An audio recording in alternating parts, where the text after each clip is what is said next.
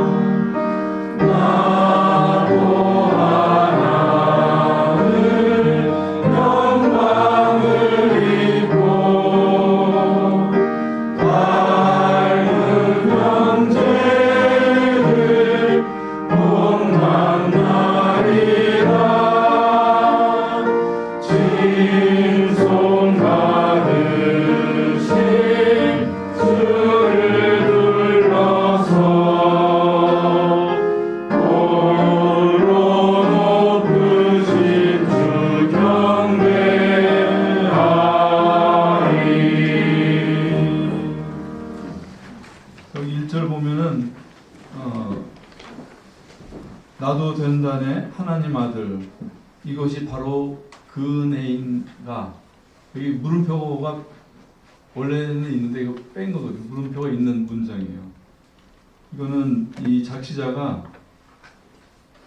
하나님 아들 된다는 것을 의심한 것일까요? 의심한 것이 아니라 믿을 수 없을 정도로 놀랍다는 그런 뜻 아니겠어요? 내가 하나님 아들 된다고 받고 그게 정말인가? 그럼 은혜라고 하는 것이 바로 이건가? 그런 이 믿음의 어떤 초심자가 하는 얘기가 아니라 거기 보면은 작시자가 왼쪽에 보면 다합이라고 되어 있잖아요. 우리 잘 아는 형제님이잖아요. 복음을 이 믿음의 길을 가다가 어느 날 보니까 우리는 처음에 하나님 영접하는 자 곧 그 이름을 믿는 자들에게는 하나님의 자녀가 되는 권세를 주셨다고 하는데 이것이 이제는 너무 그냥 익숙한 말이 돼가지고 그렇게 큰 감격이 없는데 어느 날 보니까 이것이 너무나 놀라운 사실이라고 하는 거죠. 그 앞에 이런 시를 쓴 것 같아요. 나도 된다네 하나님 아들. 이것이 바로 그 은혜인가? 이렇게 물음표 내지 느낌표가 있는 그런 문장이 되겠습니다. 누가복음 16장에 보면 탕자 이야기가 나오잖아요. 근데 잘 아시는 이야기인데 탕자가 아버지 재산 가지고 먼 나라로 가서 허랑방탕하게 살다가 망하잖아요. 아주 돼지 수준으로 이제 망하는데 그때 굶어서 죽게 되니까 이제 아버지 집이 생각나가지고 돌아갑니다. 그렇게 해서 이제 아버지 집에 돌아가서 해피엔딩이 되는데 누가복음 16장 탕자 이야기를 읽으면은 이게 구원의 스토리인데 거기 보면 탕자의 관심과 아버지의 관심이 같지 않더라고요. 탕자의 관심은 아버지가 나를 용서할까? 용서를 내가 받을 수 있을까? 내가 이렇게 써버린 아버지의 귀한 재산 어떻게 만회할까? 그거 추궁하시면 어떻게 하지? 그리고 당장 이 허기진 배를 갖다가 우리 아버지 집에 있는 종들만큼만 먹을 수 있어도 얼마나 행복할까? 아마 탕자의 모든 관심은 그것이었을 거예요. 근데 아버지의 관심은 탕자가 허랑방탕하게 한 짓에도 사실은 관심이 없고 잃어버린 자신의 돈에 대해서도 관심이 없고 오직 아버지의 관심은 아들이더라고요. 아들을 다시 얻는 것. 그래서 우리가 이제 처음에 믿음을 가질 때도 그런 것 같아요. 이 탕자의 관심을 가지고 우리가 처음에 복음을 접하는데 우리가 이제 알아야 될 것은 아버지의 관점, 아버지의 관심, 탕자를 향한 아버지의 이 마음이 어떤 것인가 그런 거를 이제 우리가 알아가는 것이 믿음 생활 아닌가 그런 생각이 듭니다. 얼마 전에 저희 작년 11월에 침례식이 있었습니다. 침례를 할 때 제가 이제 침례 받은 분들을 위해서 이제 도표로 침례의 의미를 제가 설명을 해준 적이 있습니다. 여기 이제 물이고요. 우리가 침례는 이제 물에 사람이 잠기는 거잖아요. 요 앞에 있는 까만 이 동그라미가 이제 침례받는 사람이라고 해요. 그래서 이 안에 까만 건 뭐냐면은 우리가 하나님을 떠나서 이 마귀의 자녀로 산 영혼이 까맣게 죽은 그런 상태를 이제 표시를 하느라고 까맣게 하는 거거든요. 이 침례에 대한 어떤 모범이 되는 것이 사도행전에 나오잖아요. 사도행전 8장에 보면은 예루살렘에 와서 예배드리고 본국으로 돌아가는 간다게 내시가 있었는데 성령께서 이제 빌립을 시켜서 그 광야에서 그걸 만나게 하고 이제 복음을 설명하고 예수님을 이제 믿게 됩니다. 그랬을 때 물을 보고서 이 간다게 내시가 침례를 받고자 하죠. 그래서 38절에 보면 이에 명하여 병거를 머물고 빌립과 내시가 둘 다 물에 내려가 빌립이 침례를 주고 둘이 물에서 올라갈새 주의 영이 빌립을 이끌어 간지라. 내시는 흔연히 길을 가므로 그를 다시 보지 못하니라. 이게 흔연히는 기쁘게 이제 내시가 자기 길을 가게 되는 거죠. 근데 여기 보면은 이 침례의 의미를 요 짧은 두 구절이 그 영적인 의미나 또 실행의 방식을 그대로 다 담고 있습니다. 물에 내려가는 것인데 그거를 표시를 해보면 여기 간다게 넷이 뒤에 있는 요 동그라미는 누구겠어요? 빌립입니다. 빌립. 둘이 물에 같이 내려가거든요. 둘이 물에 내려가요. 그래서 물에 내려가는 것은 이제 나의 옛사람이 장사되었다. 그래서 옛사람의 죽음을 의미하잖아요. 예수님과 함께 내가 십자가에 죽었습니다. 그런 뜻이고. 그래서 이 빌립과 이 간다게 내시와 이 같이 물에 내려가는 빌립은 사실 예수님을 의미를 하죠. 그렇게 하고 둘이 이제 그 다음에는 물에서 올라오잖아요. 물에서 이제 올라올 때 요 그림이 어떻게 변하는지 한번 보세요. 좀 바뀌어 있죠. 그죠? 어떻게 바뀌어 있어요? 안에 까만 것이 하얗게 변해 있죠. 다시 말해서 이 아담의 후손으로 난 이 죄인 하나님의 생명이 없었던 이 까만 영의 사람이 이제 안에 그리스도의 영, 아들의 영이 생긴 것입니다. 그래서 우리가 믿음이 생겼다고 하는 것은 나의 옛사람이 죽고 그리스도의 영, 하나님의 영이 내 안에 들어왔습니다. 이런 변화를 고백하는 거잖아요. 그래서 그림으로 이렇게 표시를 할 수가 있는 거예요. 그래서 이런 이 침례 원리가 우리가 여호수아서를 읽다 보면은 거기서도 비슷한 그림이 보여요. 여호수아 4장에 보면은 여호수아가 백성들과 함께 요단강을 이제 건너잖아요. 그 건널 때 보면은 여호수아가 제사장들이 발이 선 곳에서 돌 12개를 취해서 가져오라고 해서 길가에 세우죠. 그리고 또 돌 12개를 그 요단강 바닥에다 또 두라고 그래요. 그러니까 이 요단강을 건널 때 이 가나안에 이 광야 생활을 끝내고 가나안에 들어갈 때 그 요단강에 남는 것이 뭐냐면 물에 잠긴 12개의 돌이 있고 물에서 또 건짐을 받아서 길가에 세워진 12개의 돌이 있는 거예요. 그래서 이것이 마치 우리 옛사람이 그리스도와 함께 물에 장사되고 또 그리스도와 함께 부활한 그런 이 개인의 어떤 구원과 그 비슷한 그림이라고 하는 것이죠. 그 침례에서 중요한 것은 이거더라고요. 둘 다 물에 내려가요. 그리고 둘이 물에서 올라오고 있어요. 이것이 우리가 침례를 실행할 때도 그래서 그 물에 내려가는 것이 중요하고 또 이 침례식의 의미는 둘 다 그리스도와 내가 함께 물에 들어가서 옛사람이 장사되고 둘이 물에서 올라왔어요. 그러니까 예수님과 내가 이제는 새로운 생명의 부활에 연합된 것이다. 이런 믿음을 고백한 것이 침례입니다. 이렇게 이제 말씀을 드렸어요. 근데 또 하나 우리가 이것을 뒷받침해주는 또 중요한 것이 뭐냐면은 문둥병자가 정결하게 됐을 때 치르는 예식이 있어요. 그게 레위기 14장에 나오는데 거기 보면 새가 2마리 나오잖아요. 그래서 한 마리 새는 질긋 안에서 죽습니다. 그 질그릇이라고 하는 것은 이 사람의 육체를 말하잖아요. 그러니까 우리 이 질그릇 같은 이 육체를 안고 사는 우리 안에 이 죽은 옛사람을 의미를 하고 그 다음에 들에 놓이는 새가 있어요. 들에 놓여서 하늘로 올라가는 이거는 이제 자유롭게 된 하늘을 이제는 나는 그런 새로운 생명이라는 것이 이 문둥병자가 정결케 되는 문둥병자는 하나님과 사람 사이에 분리를 가져온 이 죄를 의미하잖아요. 근데 그 죄가 해결이 됐을 때 어떤 그 의미가 있는지를 이 2마리 새를 통해서 우리가 알 수가 있습니다. 근데 이것을 예수님께서 침례를 받으실 때도 이런 진리를 우리가 볼 수가 있습니다. 예수께서 세례를 받으시고 물에서 올라오실 새, 그죠? 여기도 물에서 올라오실 새 이게 있잖아요, 그죠? 그래서 우리가 그리스도와 함께 침례되었다고 하는 것은 무엇이냐면은 물에서 올라오니 하늘이 열립니다. 그리고 하나님의 성령이 비둘기같이 자기 위에 임하시는 것이죠.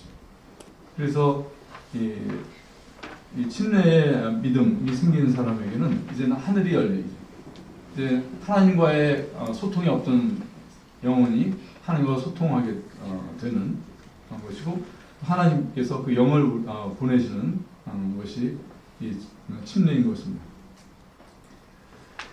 그래서 이제 왼쪽에는 이 간다게 내시의 이제 완전 모범적인 그런 침례가 되는데 사도행전에 보면은 이 불완전한 침례 아니면 잘못된 침례도 있더라고요. 예를 들어서 사도행전 8장에 가면은 이 빌립이 사마리아 성에서 막 이렇게 전도도 하고 그러면서 그때 같이 따라다니는 시몬이라는 사람이 있었어요. 이 사람 보면은 믿고 또 침례도 받았다고 돼 있거든요. 그런데 베드로가 와서 어떻게 해요? 이 악한 영에 붙들린 자라고 책망을 하잖아요. 구원받지 못했던 거예요. 근데 침례도 받았다고 돼 있거든요. 그러니까 시몬의 침례는 뭐냐면 이게 시몬이라는 옛사람이 그리스도와 함께 죽은 적이 없었던 거예요. 그냥 빌립에 전도하는 내용은 이해를 하고 감동을 하고 그랬을지 모르겠지만 전혀 이 옛사람이 죽은 적이 없는 그런 미흡한 침례했던 것을 알게 이렇게 말씀해 주시죠. 그 다음에 사도행전 19장에 가면은 이 바울이 이제 에베소의 제자들 만나는데 거기서 너희가 성령의 침례를 받았냐 그러니까 우리는 성령이 있는 것도 듣지 못했다 그러잖아요. 우리는 요한의 침례만 받았다 그렇게 얘기를 해요. 그랬을 때 다시 그들에게 침례를 베풀었을 때 그들이 방언도 하고 성령께서 임하시는 그런 사건이 있었습니다. 그래서 에베소 제자들을 이 그림으로 표현해 보면 요한의 침례를 받았어요. 그런데 성령의 침례, 그리스도의 영으로 이 부활에 연합한 그런 복음은 못 들었던 것 같아요. 그래서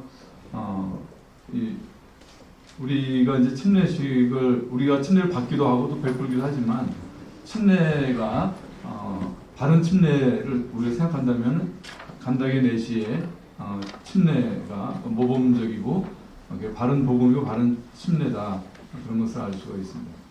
이렇게 보면은 사도행전 8장에 시몬이 이 침례를 잘못 받은 걸 생각해 보면 빌립이란 그 당시에 정말로 영향력 있는 그 집사이고 전도자였던 빌립도 분별에 실수가 있을 수 있다 이런 것을 알 수가 있고 저는 그래서 교회에서 우리 침례가 그 성령께서 인도하시지만 그리고 우리가 주의 깊게 하지만 잘못될 수 있다는 것에 대해서 얘기를 합니다.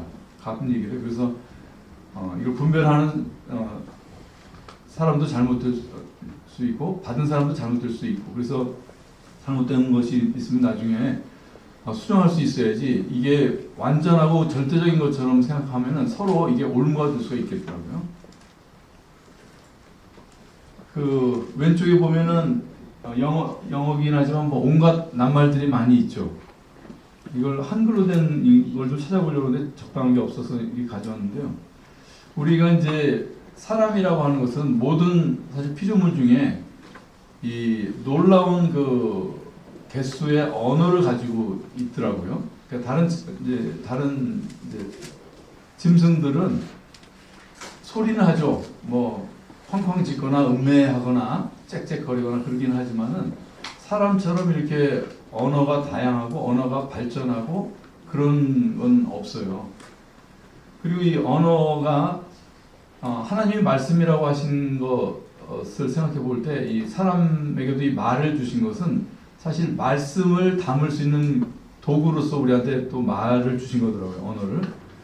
그런데 한편으로는 그래서 이 말이라고 하는 것이 이 진리를 서로 소통하는데 중요한 수단이 되는데 문제는 우리가 쓰는 이 언어가 매우 혼잡해져 있다고 하는 것이 굉장히 혼탁해져 있고 오히려 그 혼동을 주고 그렇습니다. 그래서 우리가 미국인이나 러시아 사람하고만 대화가 어려운 것이 아니라 같은 한국인끼리도 대화가 어려울 수 있잖아요.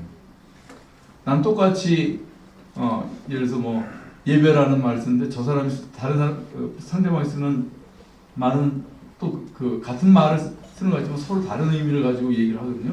근데 이런 것이 어떤 경우에는 상당히 문제가 되고 진리를 왜곡시키거나 그것 때문에 서로 다툼이 생기기도 하고 그렇더라고요.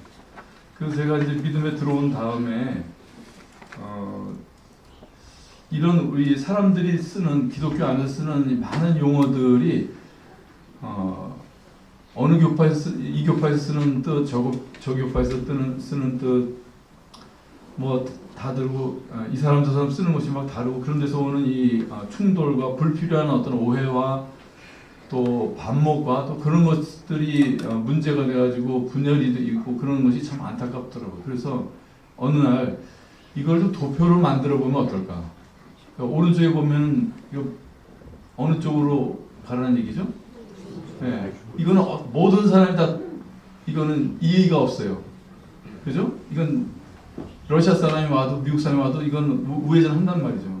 그래서 좀 더 직관적이고 말이 주는 그 혼란을 좀 우리가 피해서 좀 진리를 이해해 볼 수 없을까? 제가 저한테 있는 어떤 진리들을 좀 정리를 해보고 싶었어요. 그래서 오늘 성도 집회 한 시간은 이 도표를 이해하는 진리 이런 제목으로 좀 그동안 제가 정리했던 것을 좀 나눠보고 싶습니다.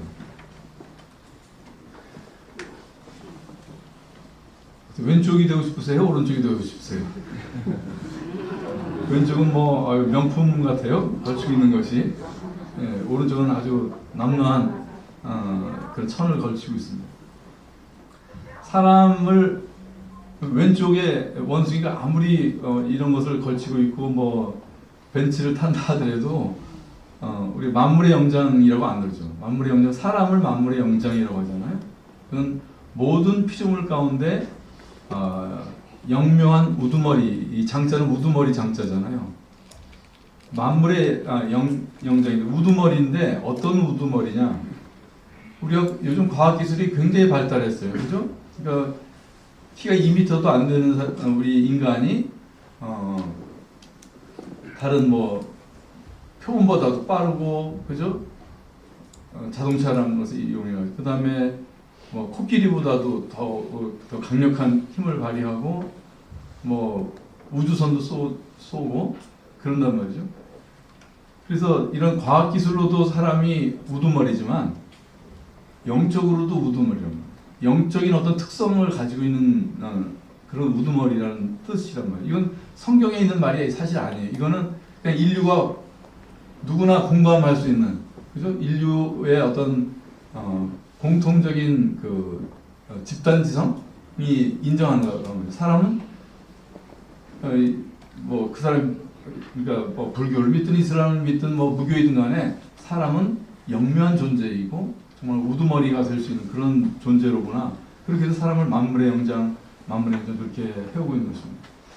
그러면은 왜 사람이 만물의 영장인가 이거를 성경을 가지고 좀 이해를 해보고 싶어요. 사람에 대한 아주 종합적이면서도 그러니까 아주 포괄적이면서도 정확하고 완전한 정의는 저는 창세기 2장 7절이라고 생각해요. 여호와 하나님이 흙으로 사람을 지으시고 생기를 그 코에 불어넣으시니 사람이 생명이 된지라. 그리고 사람의 모든 것이 사실 다 들어가 있어요. 사람은 우선 육체로 이 흙으로 된 육체를 가지고 있잖아요. 그죠? 흙으로 사람을 지으셨고 그 다음에 생기 이거는 이제 하나님의 호흡 하나님의 숨이 들어왔다는 얘기잖아요. 그래서 사람한테는 어떤 영적인 그런 요소가 있는 것이고 그랬더니 사람이 생명이 된지라. 이 생명이 이제 영어로 보면은 living soul 해가지고 산 혼이 되었다 이렇게 되어 있거든요.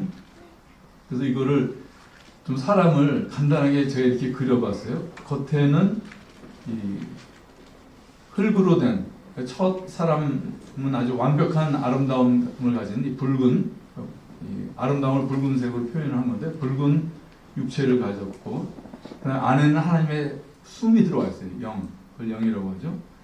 그랬더니 사람이 산 영이 됐다. 그걸 이제 생명 대신에 그냥 혼이라고 제가 표현을 했습니다. 그러니까 육과 영 사이에 이렇게 들어있죠. 근데 여기서 중요한 게 뭐냐면요. 사실 다 중요하지만 생각해 보시면 이 육으로 치면은 사람이나 아까 원숭이나 다를 바가 없어요. 원숭이도 이목구비 있죠. 원숭이 내장이나 사람 내장이나 오장육부 같아요. 그러니까 육적인 특성으로는 사람과 전생이 구별이 안 돼요. 사람이 영이 있기는 하지만 영은 천사들도 있어요. 천사들은 영적인 존재거든요. 그런데 사람은 육만도 아니고 영만도 아니에요. 다 소중하지만 사람이 사람인 것은 어디에 있느냐면은 흙으로 사람이 지어진 이 육체에 생기가 들어왔을 때 그 결과가 무엇이냐? 혼이 됐다고 합니다. 혼. 왜냐면은 이게 왜 중요하냐면요. 사람이 만일 6만 있다든지 0만 있다든지 그러면 자기가 선택할 수 있는 의지를 구사할 수가 없어요. 짐승은 보세요. 그냥 본능 따라 살잖아요. 그죠?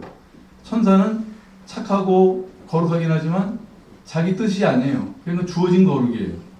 근데 사람은 악마도 될 수가 있고 하나님같이 선해질 수도 있어요. 그것이 어디 있냐? 그것이 바로 혼이라고 합니다. 생명이라고 합니다. 그 특성을 가지고 있기 때문에 사람이 사단을 쫓을 수도 있고 하나님 같은 그런 아름다운 존재가 될 수 있는 그 잠재력이 어디 있냐? 사람이 생명이라고 하는 것에 있다고 하는 것입니다. 그래서 이 생명 또는 혼 이것에 해당되는 말이 사실은 성경이 있기 전에도 우리 이미 쓰는 말 속에 다 있습니다. 너 혼날래? 너 혼나볼래? 이런 말 듣고 자랐죠? 안 들으신 분 없을 거예요. 그리고 우리 자식들 키울 때 또 그러잖아요. 너 혼날래? 어? 말 안 듣는 때. 근데 이게 너 혼이 몸에서 쫓겨나갈 정도로 한번 야단 맞아볼래? 이거 줄임말이에요. 그렇죠? 예, 이 혼이 그 혼이라고요. 얼굴이란 말 있잖아요. 얼.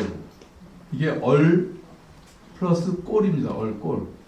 우리 이제 꼴이란 말이 주로 이제 비속어로 쓰이기 때문에 그런데 참 너 꼴 좋다. 뭐 그런 응? 그 사람 꼴이 말이 아니더라고. 뭐 꼴은 어떤 됨됨이 모양을 꼴이라고 그래요. 그 우리 말이거든요.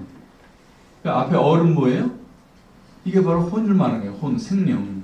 사람의 내면적인 그 상태, 정신. 그래서 사람이 얼굴이 그 안에 숨겨져 있는 얼을 드러내요. 그 정신을, 그 생명이 어떤 상태인지를 드러낸단 말이에요. 그래서 얼굴. 그러다 이제 얼굴이 된 겁니다. 얼굴. 그래서 우리가 사람 얼굴을 보면은 그 사람 얼의 꼴이 보여요. 이 사람 좀 착하게 살았구나. 이 사람 안 좋은데 조심해야 되겠네. 이 사람 지금 마음이 많이 우울하구나. 아니면 많이 해피하구나. 이런 것이 다 그 얼꼴이란 말이에요. 그래서 이건 이제 육체를 빼고 제가 영과 혼만 가지고서 이제 그림을 나타낸 것입니다. 하나님께서 처음 창세기 2장에서 아담에게 이렇게 말씀하셔요. 동산 각종 나무의 실과는 내가 임의로 먹되 선악을 알게 하는 나무의 실과는 먹지 말라. 그래서 하나님과 이 아담 사이에 그 어떤 계약이라고 그럴까, 약속이라고 할까, 아니면 그 두 관계의 어떤 존립의 어떤 방식, 원칙, 그것이 이제 세워지는데 거기 보면은 두 가지가 나와요. 하나는 내가 임의로 먹되, 그래서 사람에게 임의가 있단 말이에요. 그것이 우리가 바로 짐승하고도 다르고 천사하고도 다른 점입니다. 사람은 임의가 있어요. 내 뜻을 마음대로 부릴 수가 있어요. 그래서 아무리 힘없고 돈 없고 배운 것이 없는 어린아이를 하더라도 자기 뜻을 부릴 수 있는 거예요. 그 다음에 그것만이 다가 아니에요. 선을 알게 하는 나무의 실과는 먹지 말라. 명령도 있는 거예요. 하나님과 나 사이에는 명령도 있는 거예요. 그래서 우리한테 있는 이 임의로부터 사람은 자유가 있어요. 자유가. 그죠? 선택할 수 있는 자유가 있어요. 그 다음에 이 명령에 대해서는 사람이 가져야 될 자세는 순종이라고 하는 거죠. 그래서 이것이 하나님과 사람 뿐만 아니라 남편과 아내 또는 부모와 자식 또는 장로와 또 성도 사이에 이런 모든 인격적인 그런 이 관계가 진리일 수 있는 이유, 그 진리일 수 있는 어떤 원리가 여기 있어요. 자유도 있어야 되고 순종도 있어야 돼요. 자유만 있으면 안 되죠. 자유만 있으면 안 돼요. 그 질서가 서지 않는 것은 하나님의 나라가 아니잖아요. 순종만 있는 것은 뭐 군대라든지 뭐 회사라든지 그런 데는 군대나 회사에서 영원히 살고 싶으신 분 있어요? 없죠. 왜냐하면 거기는 순종해야 되고 복종해야 되고 질서는 완벽하지만 거기는 중요한 또 하나가 없기 때문에 그래요. 자유가 없기 때문에. 그래서 이 두 가지가 100% 둘 다 있는 그런 것이 진리의 관계이다. 그런데 창세기 3장 5절에 가면은 여기서 이제 문제가 생깁니다. 뭐냐면은 사단이 하와를 타락을 시키죠. 너희 눈이 밝아서 하나님과 같이 되어 선악을 알 줄 하나님이 아십니다. 너희가 하나님과 같이 될 수 있다. 그래서 선악과를 먹게 됩니다. 그래서 이 하야턴 하나님의 하나님의 이 영이 있었던 것이 선악과가 들어오고 그 결과가 어떻게 되느냐? 하나님이 하나님의 지위를 갖지 못하고 그 자리에 하나님과 같이 된 내가 그 자리에 들어가게 된 것. 이것이 에덴 동산의 타락인 것입니다. 그 선악과 사건 바로 다음 장에 가인과 아벨 이야기가 나오는데 거기서 살인이 일어나잖아요. 살인이. 가인이 아벨이 미웠어요. 자기 제사는 거절당하고 아벨의 제사는 연락이 되고 그러니까 화가 나가지고 동생을 죽입니다. 그런데 그 미움 전에 어떤 일이 선언했는지 생각해 보세요. 하나님께서 가인에게 가인의 제사는 거절하시고 아벨의 제사는 받으셨잖아요. 그러니까 하나님이 선악을 정하신 것이에요. 아벨의 것을 아벨의 것이 선이고 가인의 것은 악이다 이렇게 선악을 정하셨는데 그 선악을 자기가 거절한 거예요. 그래서 이 미움과 살인이 어디서부터 왔어요? 옳고 그른 것을 자기가 선악을 하나님과 같이 자기가 주장했을 때 이 모든 일이 벌어진 거더라고요. 그래서 우리는 아침에 눈 떠서 잘 때까지 늘 우리는 이게 벗어나기가 참 어려워요. 이 사람 어떻다, 저 사람 어떻다, 이거 나한테 나한테 무슨 나쁜 뜻이 있나? 아니면 저 사람 좋은 사람이다, 저 사람 나쁜 사람이다. 수없이 우리 사람을 볼 때마다 이 선악의 판단이 우리 안에 계속해서 일어나요. 근데 우리는 그것을 대수롭지 않게 생각을 하는데 이 선악의 판단이라고 하는 것이 나하고 선악이 일치하면은 아주 호감을 느끼고 좋아하지만 선악이 틀리면 즉시 밥맛 떨어지잖아. 네? 싫어지고 눈을 안 맞추고 싶고 그게 좀 더 심하면 미움이 되고 그것이 좀 더 심해지면 살인이 되는 거예요. 그래서 우리는 이 옳고 그른 것을 판단하는 것이 너무나 우리한테 익숙해져 있기 때문에 대수롭지 않게 생각하지만 이건 심각한 문제더라고요. 이건 언제든지 잠재적인 어떤 이 살인, 사람을 나하고 선악이 다른 사람을 미워하고 그걸 해하고 싶은 그런 잠재적인 힘하고 똑같은 것이 되는 것입니다. 이제 악이란 말이 있잖아요. 악이란 말을 이제 옥편을 찾아보면 첫 번째 뜻은 악하다. 우리가 잘 아는 뜻이죠. 근데 또 다른 뜻이 있어요. 뭐냐면 미워하다는 뜻이 있어요. 미워하다. 싫어하다. 그러니까 이 선악과라고 하는 것은 본질적으로 뭐냐면요. 나하고 선악이 일치하는 사람에 대해서 내가 호감을 갖고 좋아하고 뭘 또 주려고 하고 막 그러잖아요. 근데 나하고 선악이 다르다. 그러면은 나한테 악인 대상을 내가 미워하는 것을 정당하게 여기는 거예요, 사람이. 그래서 그 도스토옙스키의 그 죄어벌이라는 소설에 보면은 그 라스콜니코프 발음도 굉장히 어려운데 그 가난한 대학생인가가 그 뭐죠? 그 노파 전당포 하는 노파를 죽이잖아요. 그 죽이고 나서 이제 막 엄청난 그 죄의식에 사로잡히게 되는데 그 전에 그 노파를 죽이기 전에는 자기가 이 노파를 죽이는 것을 정당하다는 것을 추호도 의심하지 않는다. 그래서 이 선악과라고 하는 것은 우리가 사람에 대해서 갖는 이 미움을 정당화한다고 하는 아주 이게 무서운 그런 것입니다. 그래서 하나님이 처음에 지으신 죄 짓기 전에 아담은 왼쪽 위와 같았었는데 이제 죄가 들어온 이후에 사람이 이렇게 이제 변합니다. 그래서 안에 선악과 이것이 이제 로마서 1장 28절 한 절 안에 다 사람의 이 죄인의 상태가 다 나타나 있는데요. 또한 저희가 마음에 하나님 두기를 싫어하며 이 우리의 영혼의 상태예요. 하나님을 마음에 두기 싫어합니다. 왜냐하면 옳고 그른 것을 내가 결정하려고 하면 하나님이 있으면 안 되잖아요. 나보다 높은 권위가 있으면 안 되잖아요. 그러니까 하나님을 마음에 두기를 싫어하는 거예요. 착한 사람이든 나쁜 사람이든 뭐 상관없이 사람은 누구나 착한 사람일지라도 하나님을 마음에 두기를 싫어하는 본성입니다. 그러니까 이 거룩한 밝은 하나님의 영이 사람의 이 영을 지배할 때, 혼을 지배할 때는 이 혼은 영을 투영을 하거든요. 영의 영향을 받아서 어떤 그 인격과 자유의지를 부리게 되는데, 구사하게 되는데, 이랬던 혼이 이제 하얗지가 않죠. 그죠? 약간 제가 회색으로 이렇게 빗금으로 표시를 하는 이유가 그거예요. 정상적인 이제 혼이 아니단 말이에요.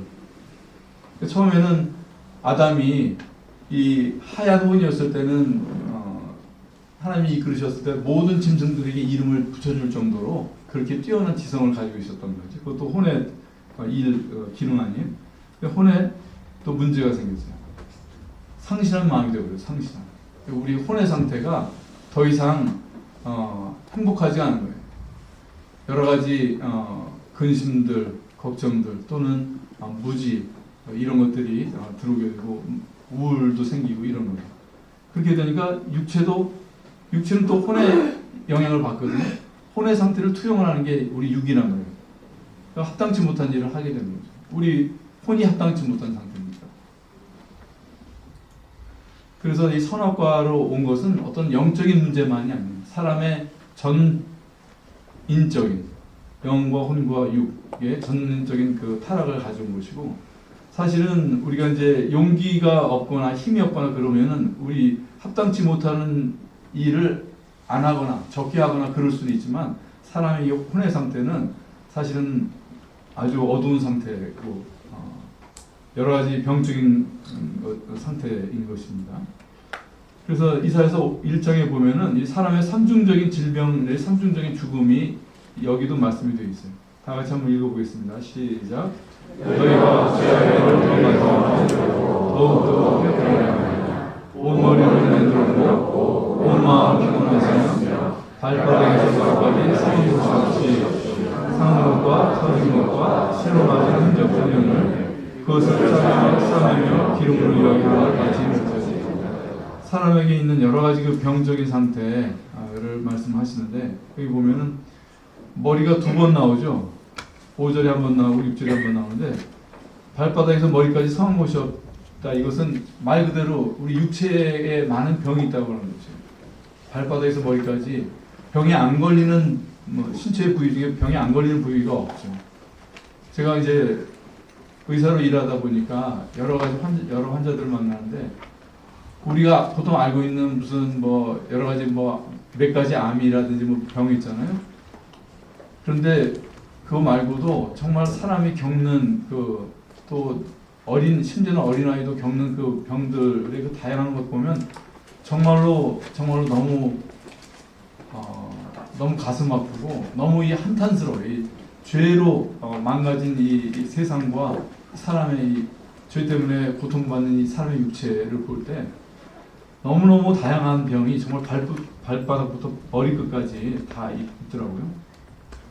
그 다음에 그럼 여기에 이 머리는, 그래서 저는 여기에 병든 머리는 바로 하나님의 통치를 잃어버린 그 머리. 그러니까 우리 정신병들도 있고 마음도 우울하고 이런 거잖아요. 그 다음에 여기 보면 마음도 나오잖아요. 우리의 영적인 병, 혼의 병, 신체의 병, 이것이 다 사람한테 있다. 그러니까 이 산후의 죄의 상태는 그러니까 이 영혼의 문제만이 아니라 우리 육체까지 다 포함되어 있는. 내가 그래서 아무리 지금 건강해도 다들 의사 눈에는 다 잠재적인 환자예요, 여러분들. 여기 아무리 건강해도 여기서 한 3분의 1 환자는 암 환자가 될 것이고 또 한 3분의 1은 뇌혈관 질환이 돼서 5년 뒤일지 10년 뒤일지 병원에 오신단 말이에요. 아산병원에 오실 수도 있고. 그게 우리의 이 죄인들의 현실인 거죠.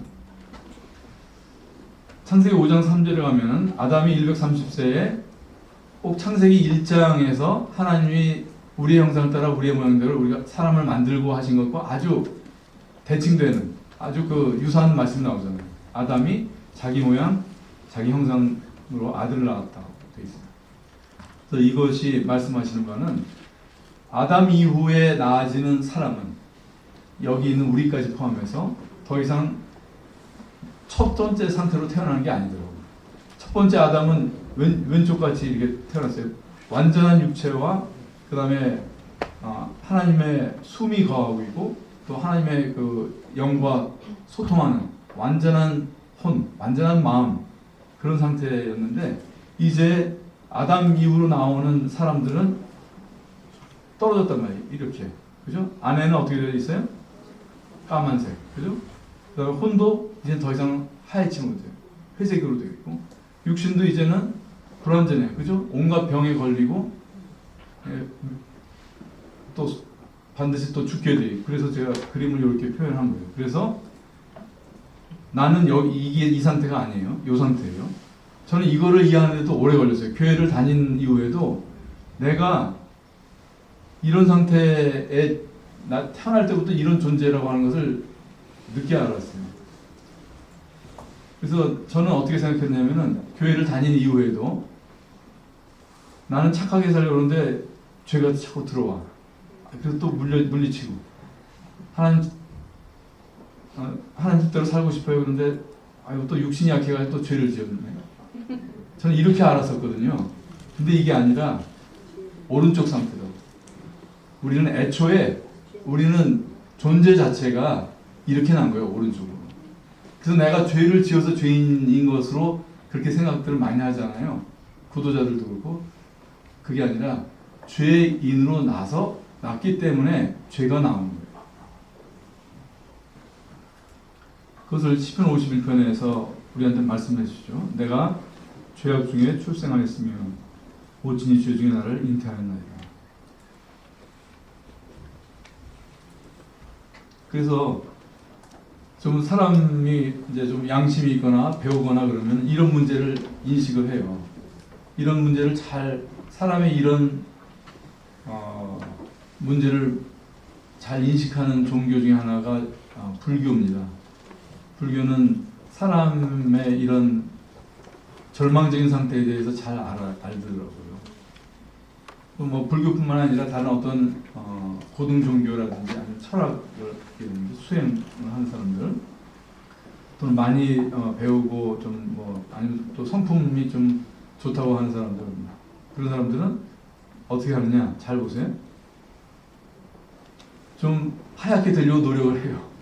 네? 그죠? 근데 안 돼요. 그죠? 얼마 못 가요. 그러니까 이 내 안에 있는 죄성을 이겨보려고 몇 년을 면벽수도를 하고 동한 거 하한 거 하면서 그냥 불 속에 스스로 감옥을 만들어서 자기가 그 안에 갇히기도 하고 갇혀서 살기도 하는데 그게 되겠어요? 죄가 밖에서 들어온 거라면 되겠죠. 이렇게 해서 막으면 되니까. 근데 잘못 알고 있어요. 죄는 찾아온 것이 아니라 내 안에 이미 있어요. 그렇게 노력을 해도 소용이 없는 거죠. 그런 예를 우리가 사울을 통해서 볼 수가 있어요. 사무엘상 10장 10절에 보면은 사울이 보면 굉장히 인품이 사실 좋아요. 우리 사울은 나쁜 예로 많이 이제 우리가 인용을 하는데 처음에 보세요. 아주 생긴 것도 아주 훤칠하게 생겼죠. 그리고 아버지 이런 그 나귀를 찾는 관에서 보면은 효자예요. 아버지 또 걱정도 하기도 하고 또 사무엘을 만났을 때인가 그때 보면 뭐 새 마음도 받게 되고 또 선지자들 틈에서 이렇게 막 예언도 하고 그런 영적인 경험도 해요. 그리고 사무엘상 24장에 보면은 다윗이 자기가 죽이려고 했던 다윗이 오히려 자기를 살려준 일을 가지고서는 굉장히 진지하게 회개도 합니다. 그런데 사울이 변했나요? 사울이 그러니까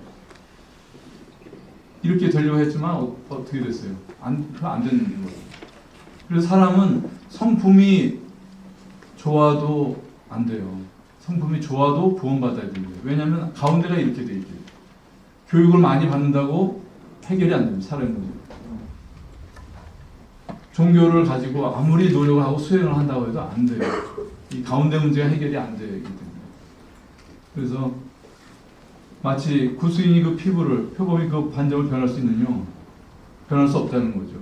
할 수 있을 텐데 악에 익숙한 너희도 선을 행할 수 있으자. 이것은 마치 흑인이 백인 될 수 없고 표범이 반점을 변할 수 없는 것처럼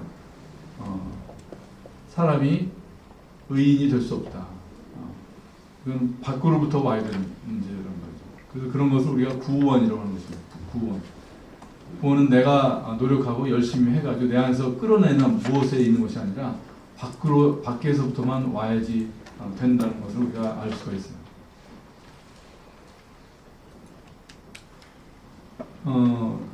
이 죄에 대해서 좀 더 생각을 해보면요.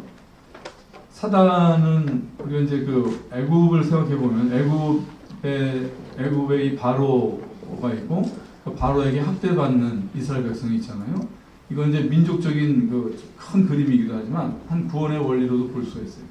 이 바로는 사단을 생각하게 하고 이 애굽에서 종살이하는 이 이스라엘 백성들, 이 종살이하는 사람들은 사람의 이 자아를 뜻하는 것 같아요. 그래서 공중의 권세 잡은 이 사단이 지금은 이 이스라엘 백성들이 애굽에서 풀려나지만은 그 광야에서 보면은 애굽에 있을 때보다 더 하나님을 반역을 하잖아요.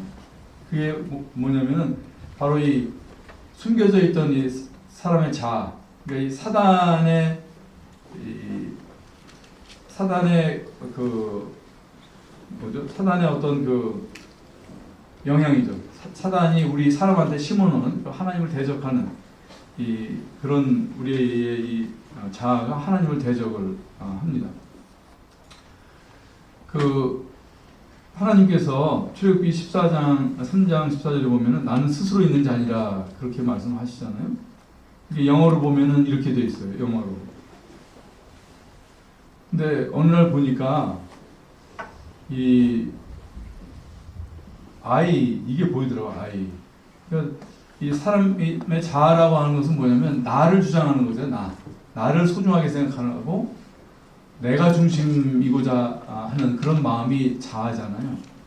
근데 가만히 보니까 이 자아가 합당한 분이라고 하는 거죠. 하나님은 자아를 가지신 유일한 분이 사실은 하나님이셔요. 자존하신 분이시기 때문에. 그런데 이 사단을 보면은 사단의 이 말이 이 바벨론을 통해서 이렇게 이사야서에 나오는데 여기 보면은 다 같이 한번 여기 읽어보겠습니다. 여기 괄호까지 다 넣어서 한번 읽어보시겠습니다. 시작.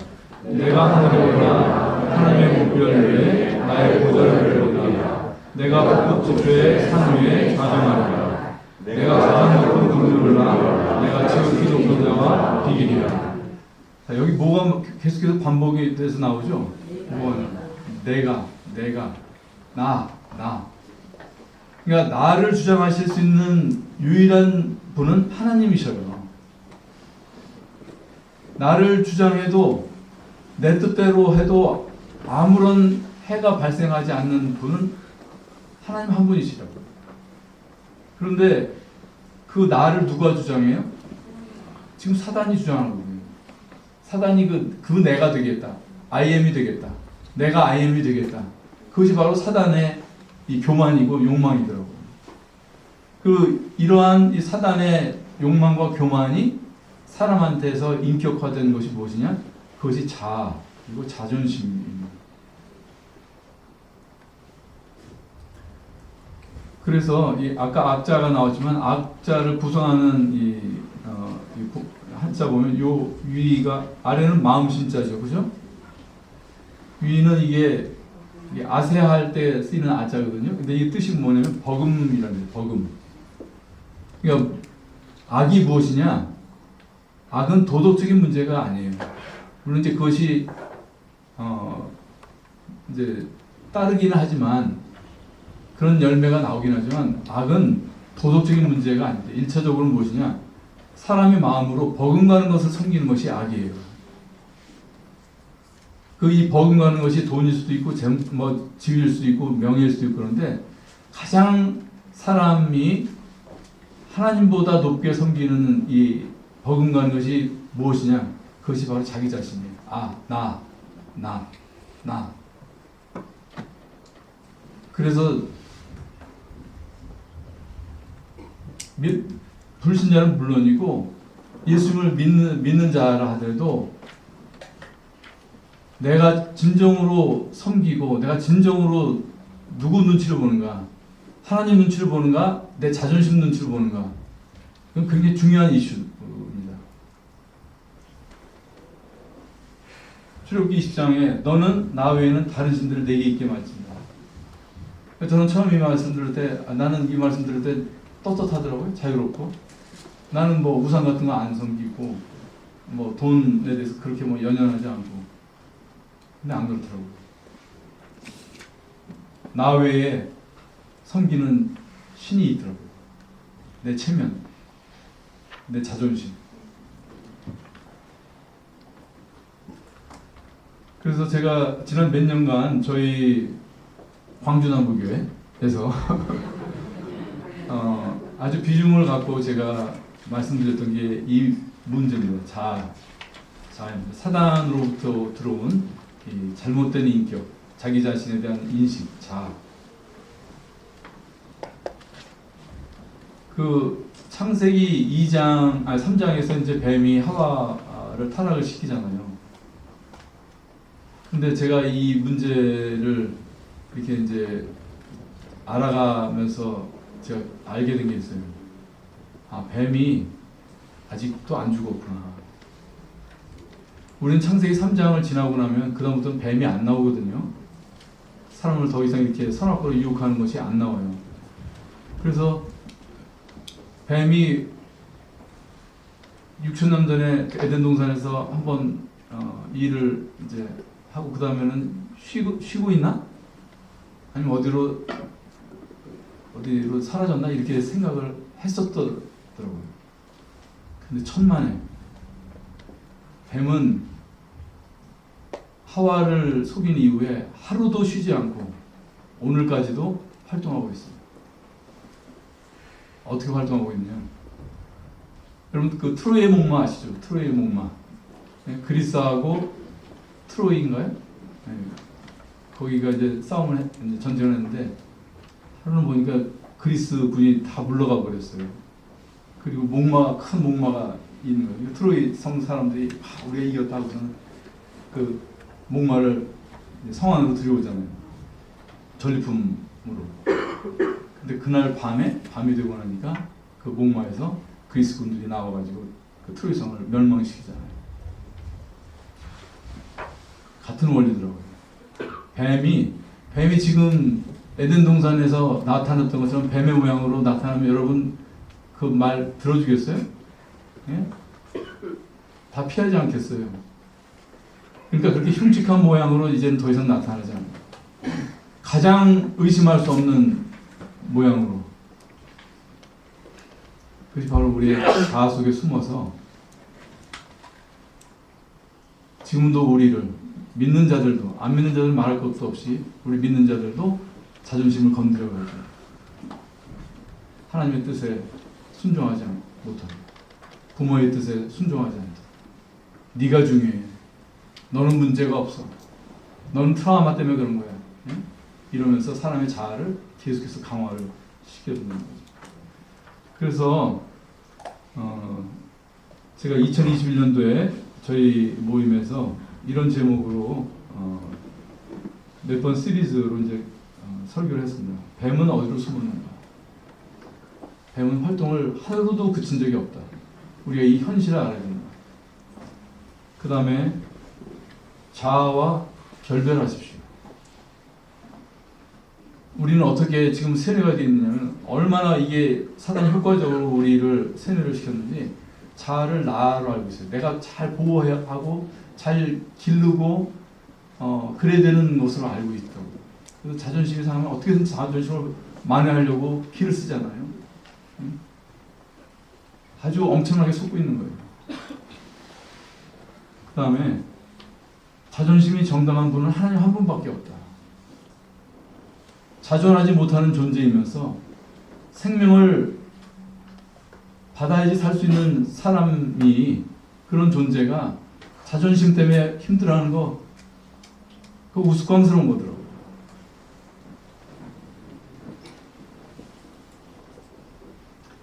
사람에게는 이 사람에게 있는 악을 예레미야 2장 13절 그런 두 가지로 요약을 하고 있어요. 하나는 터진 웅덩이, 또 하나는 하나님을 버린 것. 그래서 이 터진 웅덩이라고 하는 것은 우리가 인식하는 잘못들 있잖아요. 도덕적으로 잘못했던 것, 남한테 해를 준 것, 법을 어긴 것, 속으로 음란한 죄를 품었던 것, 이런 게 일종의 터진 웅덩이라는 거죠. 아니면은 돈을 사랑하고 돈으로 나를 좀 이렇게 높이려고 했던 것, 돈 모으고 뭐 승진하려고 하고 뭐 이런 것들이 터질 때가 있죠, 우리 인생에서. 그럴 때 비로소 아이고 이거 내 인생이 뭐가 잘못됐구나 하면서 그런 좌절과 또는 슬픔과 아픔을 겪을 때 우리가 회개를 합니다. 이건 잘못들에 대한 것이죠. 그 다음에 또 하나의 악은 무엇이냐면 하나님을 버린 것, 생수의 근원 되신 하나님을 버린 것, 이 두 가지로 말씀을 하십니다. 근데 사실은 이제 죄는 하나에서 출발하지만 우리의 지성이, 우리의 영혼이 어두워져 있기 때문에 이렇게 해서 이제 우리한테 말씀을 하시는 것 같아요. 그 레위기에 보면은 5가지 제사가 나오는데 그 중에 죄에 관한 제사가 2가지 나오잖아요. 하나는 속건제고 하나는 속죄제입니다. 속건제는 영어로는 이제 guilt offering이라고 해가지고 바로 우리가 죄의식이 있는 것, 우리가 유죄의식이 있는 것, 우리가 잘못했다고 인정하는 거 있잖아요. 그게 바로 guilt거든요. 그런 것에 대한 제사가 바로 속건제. 속죄제는 뭐냐면 속죄제 할 때는 guilt가 아니라 sin으로 되어 있어요. 그리고 속죄제를 보면 여러 속죄제가 여러 번 나오는데 거기에 반복되는 것이 뭐냐면은 부지 중에 범한 허물, 부지 중에 범한 허물이 있거든. 이렇게 해서 양으로 뭐 소로 해서 이렇게 제사를 드리려고 하죠. 그래서 이건 뭐냐면은 바로 우리가 아담과 하와는 하나님을 버리고 선악과를 취한 것을 인식을 했을 거예요. 그 두 사람은. 그런데 그 다음부터 태어나서 나까지 이를 때 사람들은 이거를 잘 몰라요. 우리 안에 선악을 분별하면서 사는 이게 죄고 악이고 하나님의 생명이 끊어져 있다고 하는 사실을 모른단 말이죠. 그것이 우리한테 있는 부지 중에 범한 허물이란 말이죠. 이 선악과. 그런데 예수님의 십자가는 뭐예요? 속건제와 속죄제를 다 아우르는 그런 희생이었던 것입니다. 그런 말이에요.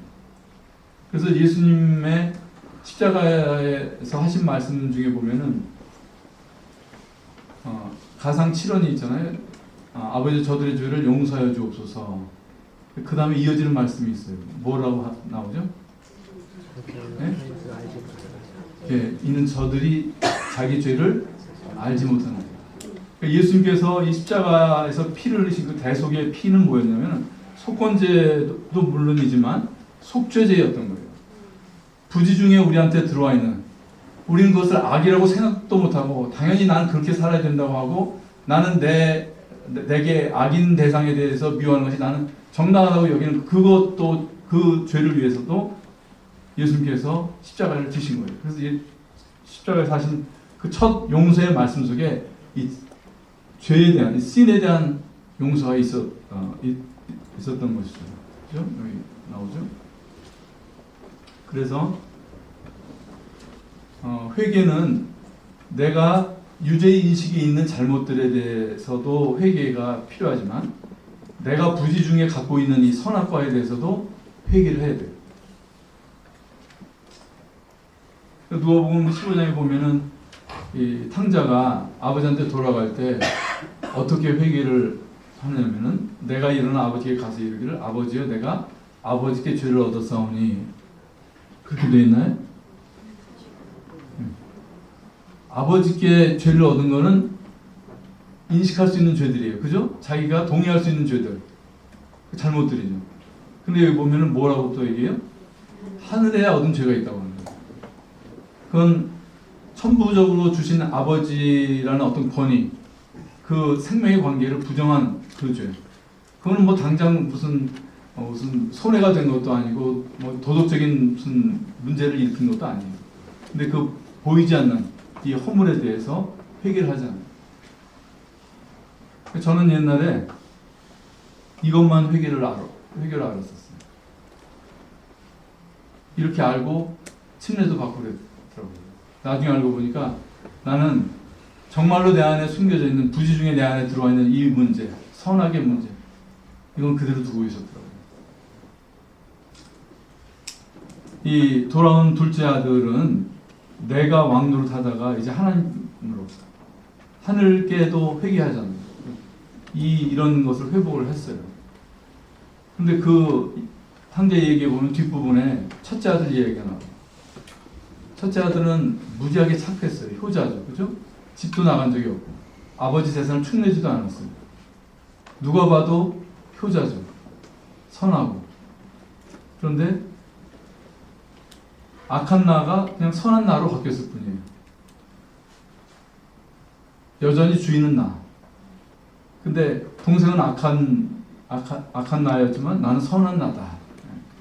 내가 이렇게 아버지께 충성하였거늘 내게는 친구들과 뭐 먹을 그 염소 한 마리도 안 주셨습니다. 그러면서 집 밖에 있잖아요. 제가 이런 상태를 겪어봤기 때문에 이런 그림이 나오는 것입니다. 이 문제를 이제 욥을 가지고도 좀 볼 수가 있어요. 욥기 1장에 보면 우스 땅에 욥이라 이름하는 사람이 있었는데 그 사람은 순전하고 정직하여 하나님을 경외하며 악에서 떠난 자더라. 자, 더 할 게 있어요, 없어요?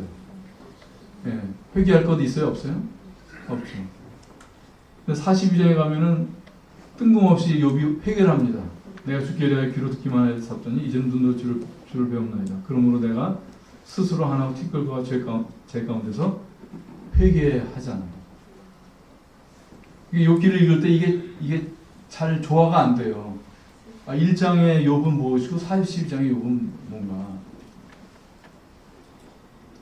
근데 욥이 새 친구들과 변론을 하면서는 욥이 꺾이진 않아요.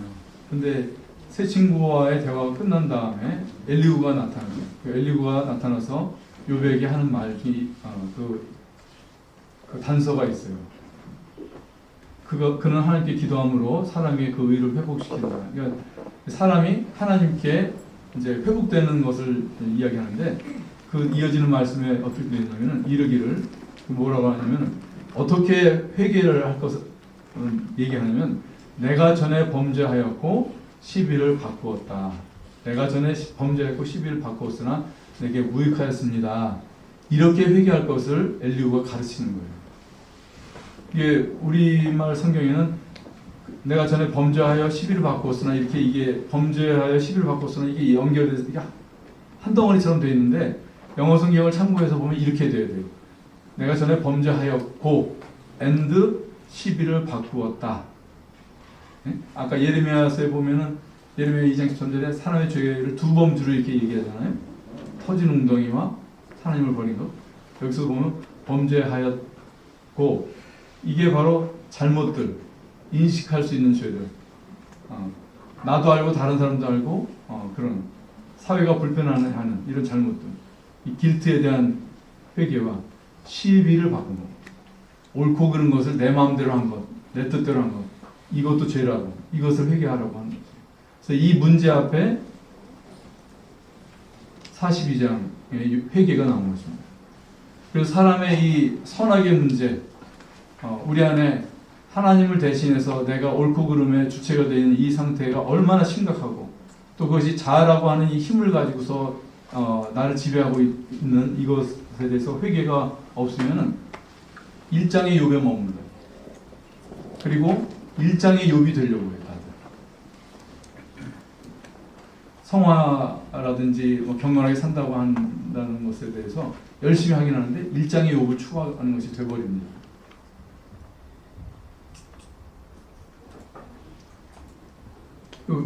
사실 생각해보면 욥은 이 범죄에 걸리는 게 있어요? 없어요? 없잖아요. 근데 욥이 회개해야 했다고 하는 건 무엇이에요? 바로 이 선악의 문제. 이것을 회개를 하였다는 것입니다. 그럼 이제 거듭남을 잠깐 생각해보면요. 거듭남이라 이게 지금 우리가 태어난 자연인 상태거든요. 우리가 예수님 믿기 전에 우리 자연인의 상태인데 마지막 아담 예수님의 영이 오셔야 되는 거죠. 이해가 되시죠? 네. 네. 이게 거듭나는 거예요. 그래서 거듭나게 되면은 이제 우리가 예수님 믿기 전이 여기고 믿은 후가 오른쪽이라고 하면은 여기서 달라진 것이 세 군데 중에 몇 군데예요? 한 군데. 네, 달라진 것이 지금 한 군데예요. 우리의 영만, 이 아비가 사단이었던 우리 영이 바뀌었어요. 아들의 영으로. 그러면은 혼도 그냥 하얘지고 육도 원래 그 아름다운 붉은색으로 변했으면 좋으련만 아직 그대로예요. 그죠? 이것이 우리가 성화가 되어 필요한 당위성이 되는 거예요. 그래서 우리가 이제 중생이라고 하는 것은 이제 에스겔서에 보면 우리에게 새 영을 주고 새 마음이 오고 그다음에 우리가 하나님의 율례를 지켜 행하는 우리 육신의 삶도 그렇게 변하는 전인적인 구원이 이제 이 전인 중생인데 또 다른 성경에도 이렇게 우리의 영, 성품, 몸 이런 것이 다 나오죠. 그런데 이 그림은 무엇을 말하냐면은 우리의 영은 바뀌었지만 아직 우리의 혼과 육은 우리 안에 이 하나님의 영이 없을 때 이 까만 상태에 젖어 있어요. 마치 스폰지에 물이 스며든 것처럼. 그래서 이건 일거에 바뀌지 않는다는 거죠. 그래서 성화라는 것이 필요한데 여러분 그림 이 세 그림 중에 어떤 그림이 나의 상태 같아요? 성화 그러면은 참 기쁘고 그런 거 같아요. 아니면 너무 무겁게 느껴지거나 이제는 아예 단념했어 오른쪽 사람. 어느 쪽 같아요? 각자 대답을 해보세요. 그래서 성화를 이해하기 위해서 제가 그림을 이렇게 그려봤어요. 먼저 왼쪽 그림을 보면은 나는 다른 사람들 곧 토색 불이 간음을 하는 자들과 같지 아니하고 이 세대와도 같지 아니함을 감사하나이다. 나는 일에 2번씩 금식하고 또 소득의 11조를 드리나이다. 자, 굉장히 경건해 보이죠, 그죠? 경건한 사람입니다.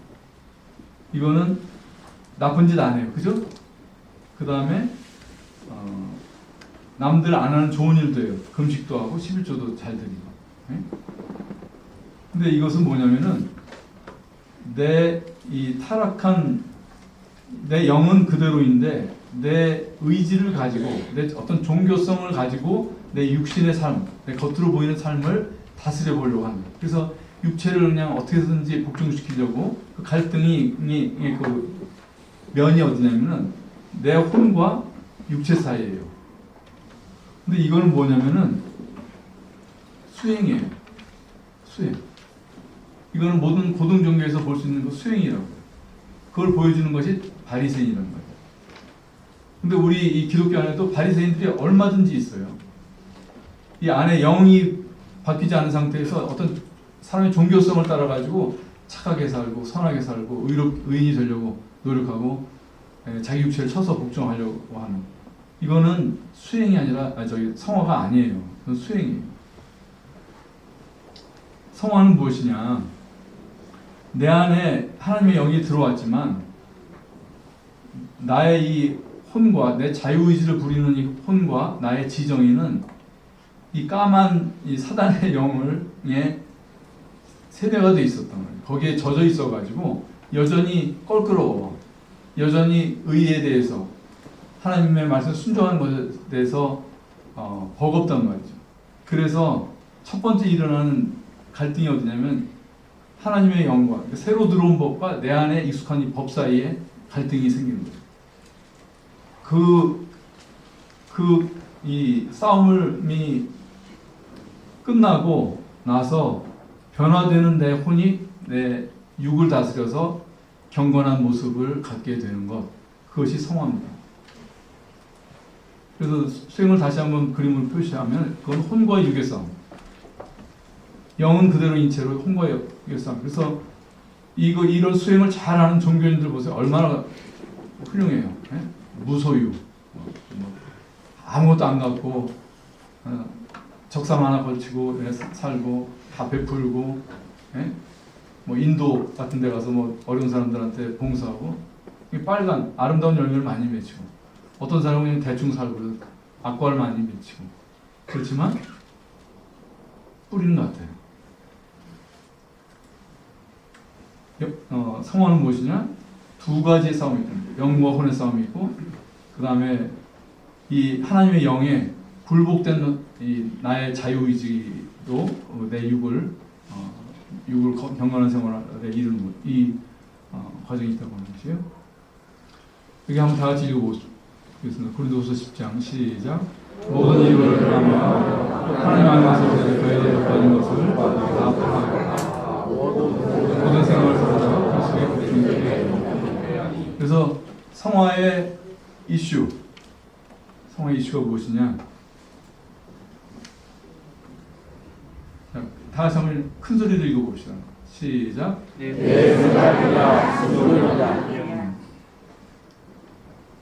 착하냐 안 착하냐, 좋은 일을 하느냐 안 하느냐, 그것이 아니에요.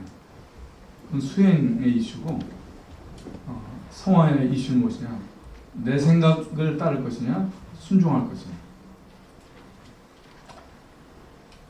그리고 이 성화는 보면은 착각하는 사람들이 있어요. 내가 즉각 천사들 같이 거룩해지는 것으로 이렇게 생각하시는 분은 여기 안 계시죠. 네, 그래서 빨리 지나가겠습니다. 또는 예수님의 십자가로 과거, 현재, 미래의 죄까지 다 용서됐으니 아무렇게 살아도 되고, 그렇게 내가 지은 죄에 대해서 깨름직하게 하는 것은 생각할 필요가 없다. 이것도 아니에요. 그죠? 우리를 부르신 것은 부정케 하심이 아니고 거룩케 하심인데, 오히려 그런 십자가의 은혜를 빙자해가지고 그냥 되는 대로 막 살고자 하는 것은, 구원의 방법은 이해를 했어도 구원의 목적을 모르는 그런 복음이에요. 아주 혐오스러운 그런 복음입니다. 그래서 성화는 그래서 이런 것이 아니고, 내게 들어있는 아들의 영을 통해서 내 혼도 다시 밝아지고 내 육체로도 거룩한 생활을 하는 이런 변화를 얘기하는 거예요. 이런 그 성도의 삶을 살았던 몇 예를 가지고 성화의 특성을 좀 더 살펴보겠습니다. 아브라함을 보면은 창세기 10장에 이제 하나님의 말씀을 듣고 하란을 떠나죠. 그때 이름은 아브람이었어요. 그죠? 그다음 15장에 가면 하나님의 언약을 환상 중에 받아요. 17장에 가면 할례를 받고 이름이 아브라함으로 바뀝니다. 18장에 가면 마물에 상술이 남아 있을 때 새 사람으로 오시는 하나님을 만나요. 이게 믿음이 점점 커지는 것을 알 수가 있죠. 그 다음에 나중에 그랄과를 거쳐서 이삭을 바치는 데 가는데 보면은 아브라함이었을 때 10장에 보면 아내를 팔아요. 그죠? 근데 그랄에 가면은 아브라함으로 또 팔아요. 그죠? 아브라함의 생애에서 이런 굉장히 참 굉장히 연약하다고 해야 될지 참 큰 죄를 짓잖아요. 근데 그게 아브라함으로 한번 짓고 끝나는 것이 아니라, 무려 보세요. 할례로도 우리로 치면 이제 침례 받은 거죠. 그리고 새 사람으로 오신 하나님, 그러니까 육신으로 오신, 말씀이 육신이 되어 오신 이 놀라운 그 하나님을 경험도 해요.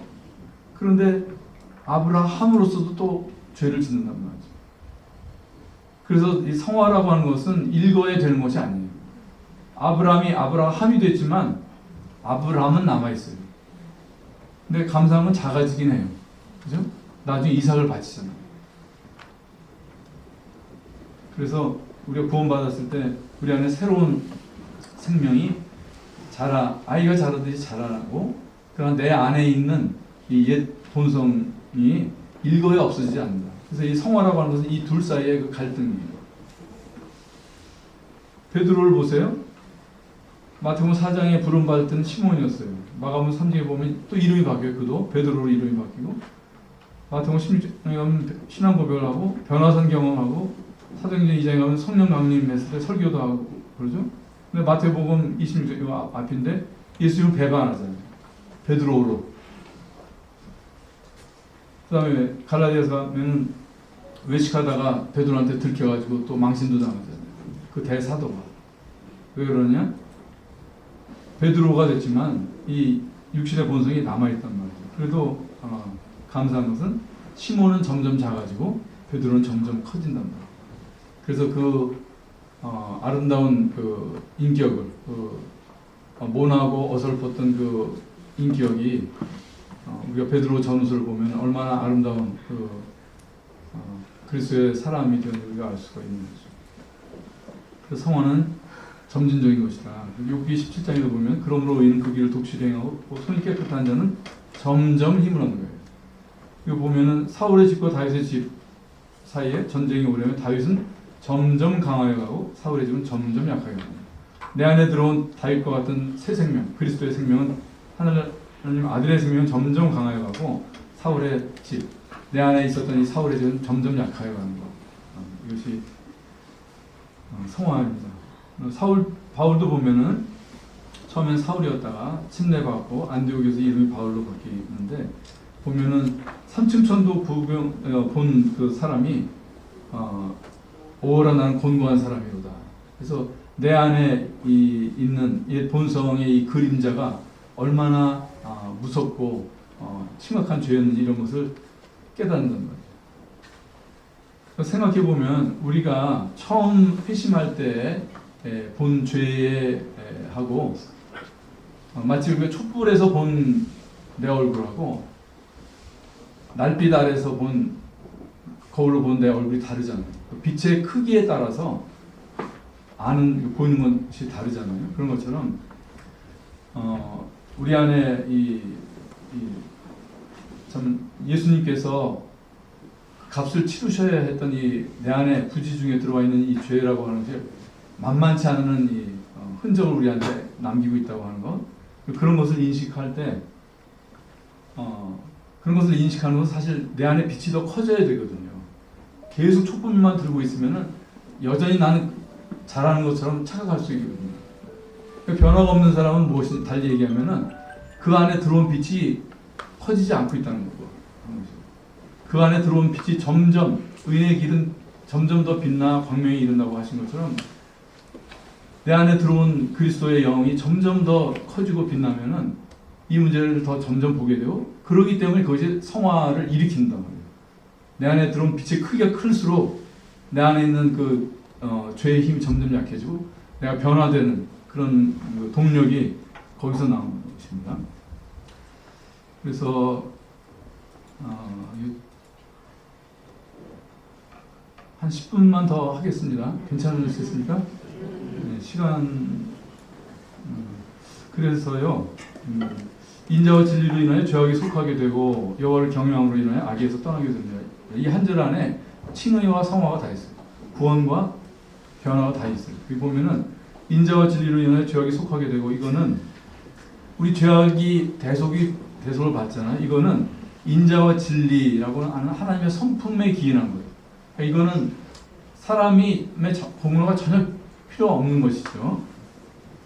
내가 하나님을 알기도 전에 내 뜻과 상관없이 이미 하나님께서 하나님의 인자와 진리로 십자가로 이루신 것이 바로 대속이에요. 죄사함. 이거는 우리가 그런 사실이 이루어진 것을 그냥 믿잖아요. 그래서 이거는 구원은 은혜로 인한 것이지만, 근데 이어지는 말씀에 보면은 악을 어떻게 떠나느냐? 여호와를 경외함으로 인하여 악에서 떠나게 된다고 그랬어요. 그러니까 앞에 보면은 앞에 인자와 진리가 뒤에 뭐로 바뀌냐면 여호와로 바뀌어요. 그죠? 네. 죄악이 속해지는 것이 악에서 떠나는, 속해지는 것은 수동적인 것이, 우리가 죄 용서받는 것은 수동적으로 우리가 할 일이 아무것도 없는 거예요. 근데 죄에서 떠나게 되는 것은 적극적인 것이거든요. 근데 그것이 어떻게 되느냐? 인자와 진리가 바로 인격화된 인자와 진리가 바로 여호와라는 이름의 하나님이신 거예요. 그래서 성화는 여호와로 인해서 발생하는 것이고, 그것은 하나님과 사귐이 필요하다는 거예요. 사귐. 그래서 우리가 죄사함을 받는 것은 사실에 근거하는 것이지만, 우리가 성화되는 것은 예수 그리스도와의 사귐으로 되는 것이죠. 그래서 이 성화의 과정에는, 그런데 그래서 우리가 내 안에 있는 이런 하나님의 영과 계속 다투고자 하는 이 옛 본성이 드러나고, 그런 거 그랬을 때 십자가를 우리가 경험하게 되는 거예요. 그래서 우리가 항상 예수의 죽음을 몸에 짊어지면 예수의 생명이 우리 몸에 나타나게 하려 합니다. 그래서 이 성화되는 과정에 이런 크고 작은 십자가가 다 있는 것입니다.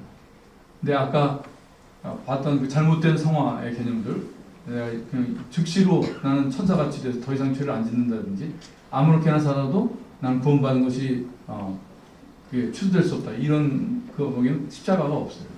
그렇기 때문에 그게 거의 잘못된 것이라는 것입니다. 그래서 성화의 그러면 지향점이 무엇이냐? 성화의 이슈는 기억하세요? 제가 뭐라고 그랬죠? 내 생각이냐, 순종이냐. 그러면은 이 성화가 지향하는 것은 무엇이냐? 그걸 우리가 인자이신 예수님한테서 볼 수가 있어요. 내 아버지여, 만일 할만하시거든 이 잔을 내게서 지나가게 하옵소서. 그러나 나의 원대로 마옵시고 아버지의 원대로 하옵소서. 예수님도 혼이 있으셨어요. 그죠? 나의 뜻이 있었어요. 그런데 이 십자가 앞에서 하나밖에 없는 이 생명을, 이 죽음을 맛봐야 되는 이 선택 앞에 나의 뜻과 아버지의 뜻, 두 뜻이 있었어요. 아무 뜻도, 내 뜻도 잘못된 것이 없어요.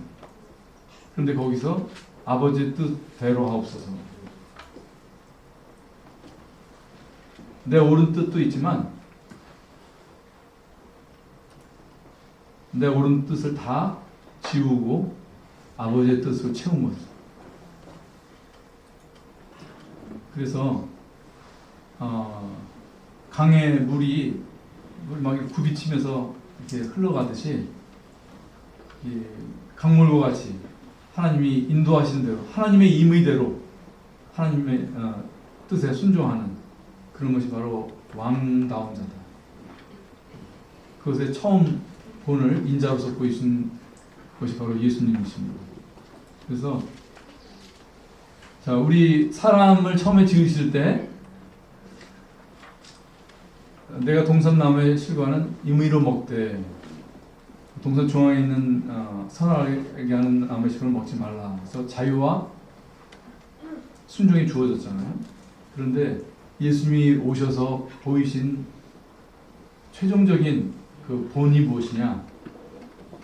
난 자유가 있으니까, 자유와 순종이 있을 때 우리는 흔히 이거 가지고 이제 하나님과 딜을 하거나 흥정하거나, 아니 어떨 때는 하나님의 뜻을 그냥 좀 무시해버려. 하나님 잠시 좀 눈 감고 계세요 하고서 내 뜻대로 하거나 이럴 때가 많잖아요. 그런데 예수님이 인자로서 보이신 것은 뭐냐면은, 그 나한테 주어진 임의가 있지만 그 나의 임의로 하나님의 뜻을 선택하는 존재가 되는 것. 이것이 궁극적인 그 구원의 그림입니다. 그래서 결국 우리가 이제 이제 성화에 대해서 이제 실망하고 좌절을 겪은 사람들은 그 용어도 사실 듣기 싫을 수도 있어요. 그런데 이제 좀 마음을 다시 좀 새롭게 하셔가지고, 이것이 구원의 문제와 뗄 수 있는 문제가 아니란 말이에요. 우리를 부르신 것은 거룩한 아들로 만드시고자 하는 거거든요. 탕자가 돌아왔는데 여전히 그냥 탕자같이 아버지 집에 돼지집이나 가서 거한다든지 돼지나 친다고 그러면 아버지 마음이 어떻겠어요? 그게 아니잖아요. 아들다운 품위를 갖게 되는 그것을 하나님이 원하시는 거거든요. 그래서 하나님이 확대되는 사람이 되고 그것을 겟세마네에 예수님이 보여주는 거죠. 시간 때문에 좀 지나가도록 하고요. 근데 이 반대의 경우들이 있어요. 마태복음 7장에 보면은 지금 이런 사람들이 있으면은 뭐 전국 교회에서 막 와달라고 막 요청할 거예요. 귀신도 내쫓고 권능도 행하고 기적도 베풀고 막 그러잖아요. 선지자 같이 예언도 하고. 근데 예수님이 그들을 모른다고 하십니다.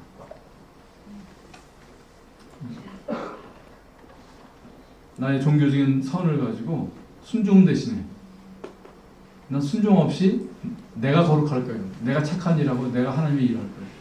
이렇게 사는 크리스천들도 많이 있어요.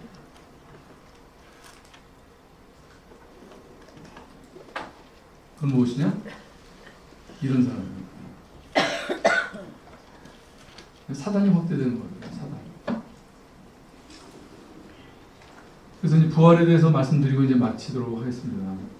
다 같이 한번 고린도서 15장 49절 읽어보겠습니다. 시작.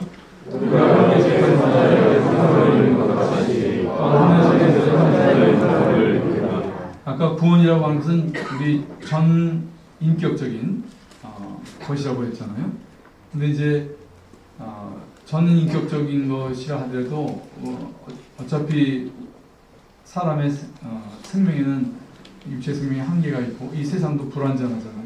그런데 이런 우리 자신과 우리를 둘러싼 이 땅과 하늘 이 모든 것이 완전하게 되는 것이 하나님의 경륜이고 그것을 이제 전존적인 구원이라 할 때 그것을 이루는 것이 부활입니다. 그래서 우리가 부활을 기다리고 있는 것이고 부활에 보면 우리가 흙에 속한 아담의 형상을 입었던 것 같이 그래서 부지 중에 있는 이 선악의 죄를 가지고 이 세상에서 태어나서 온갖 죄와 무지 속에 살았지만 이제 구원받았다고 하는 것은 또한 하늘에 속한 둘째 사람 예수 그리스도의 형상을 입는 것 그것이 바로 부활의 사건이 될 것입니다. 예수님이 십자가에서 돌아가실 때 누가복음 23장에 보면 성소의 휘장이 한가운데가 찢어졌다고 되어 있어요. 이 성소를 보면은 이게 사람하고 아주 유사해요. 먼저 이 성막에 뜰이 있잖아요. 여기는 흙으로 되어 있죠. 그러니까 우리 육체하고 대응이 돼요. 그 다음에 성소가 있어요. 성소는 제사장들이 무시로 드나듭니다. 그래서 등불도 감금하고 떡상도 새로 차리고 사람의 영역이에요. 그런데 함부로 들어갈 수 없는 지성소가 있잖아요. 거기는 하나님의 영역이랍니다. 근데 이 구약에는 이 성막에서 이 성소와 지성소하고 사이에 휘장이 있었어요. 그러니까 이것은 하나님과 사람이 가까이 하는 존재이긴 하지만 거기에 성소가 차단하고 있었거든요. 그런데 예수님이 십자가에서 죽으실 때 성소가의 이 휘장이 찢어졌어요. 그래서 오른쪽 그림같이 됐습니다. 이것은 이제는 사람의 혼이 더 이상 하나님의 영과 다투지 않는 이제 하나님과 사람이 하나님의 의지와 사람의 의지가 이제는 통합이 됩니다. 하나님의 뜻과 다투지 않고 하나님의 뜻에 순복하고 동화되고 설득되는 그런 혼이 된 것입니다. 창세기 앞으로 돌아오세요. 여호와 하나님이 땅의 흙으로 사람을 지으시고 그 생기를 그 코에 불어넣으시니 사람이 되었던 그 혼이 그 망가졌던 혼이 하나님을 대적했던 혼이 사단이 또 자아라는 걸 넣어가지고서 하나님을 대적하게 했던 그 혼이 이제는 하나님과 구별할 수 없는 하나님의 뜻과 구별할 수 없는 그런 의지를 갖는 그런 것이 바로 십자가의 은혜입니다.